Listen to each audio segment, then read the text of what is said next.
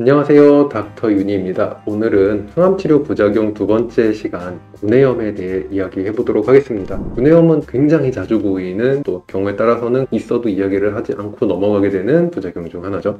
구내염은 이제 어떤 병인지 따로 설명드리지 않아도 아실 거예요.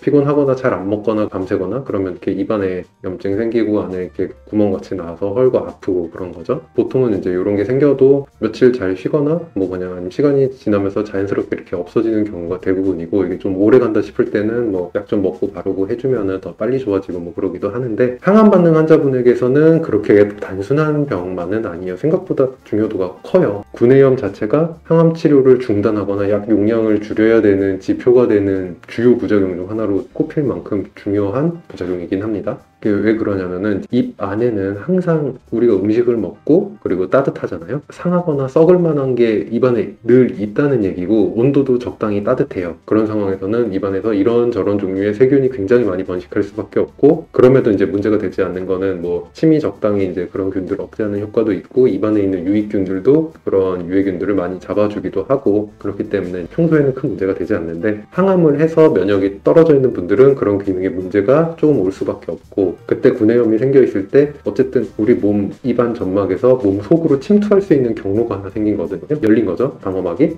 그 틈으로 침투할 수 있는 충분한 구멍을 하나 만들어 놓고 면역력이 떨어진 상태라면 여기서부터 시작된 감염이 다른 문제를 일으키는 경우도 종종 있어요. 이렇게까지 심한 경우가 흔치는 않은데, 감염 때문에라도 구내염은 조금 관리를 생각해 주셔야 돼요. 구내염 같은 경우에는 또 하나 문제가, 이게 통증이 심해요. 그냥 이런데 염증이 생겨서 그냥 많이 아프다 그럼 그냥 안 쓰고 가만히 두면 항암 치료 받는 도중 컨디션 관리에 아무런 영향을 미치지 않는데, 이게 하필 입 안에서 생긴다면은 먹는 데 문제가 생기죠. 잘 못 먹어서 체중이, 안 그래도 체중 관리해야 되는데 점점 더 빠지거나, 안 그래도 입맛 없고 먹기 싫은데 더 먹기 싫어진다거나, 아니면 심한 경우에는 아파서 물도 잘 못 넘기거나, 이러면은 많은 종류의 부수적인 문제를 많이 만들어낼 수 있어요. 그래서 적극적으로 치료에 임해 주셔야 됩니다. 구내염도 어떻게 해야 되느냐라고 물어본다면은, 심한 구내염은 당연히 병원에서 처방받고 같이 치료를 하는 것도 괜찮은 방법이고요.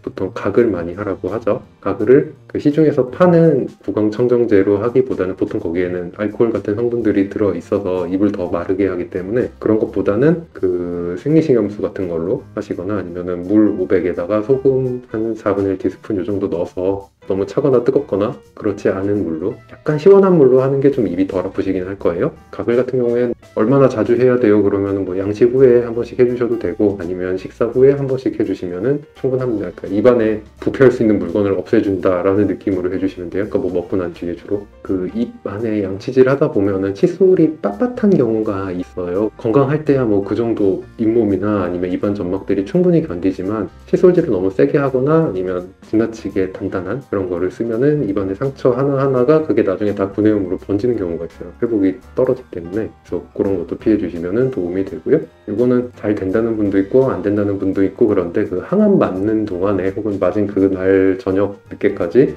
입에 계속 찬물이나 얼음을 머금고 입 안을 차갑게 유지하면은 입 안쪽으로 혈액이 적게 들어가기 때문에 항암제가 좀 적게 들어간다는, 어떻게 보면 속설인 것 같기도 하고, 근데 해보시라고 해보면은 효과 괜찮아요 하시는 분들도 좀 계시는 그런 방법도 조금은 있긴 해요.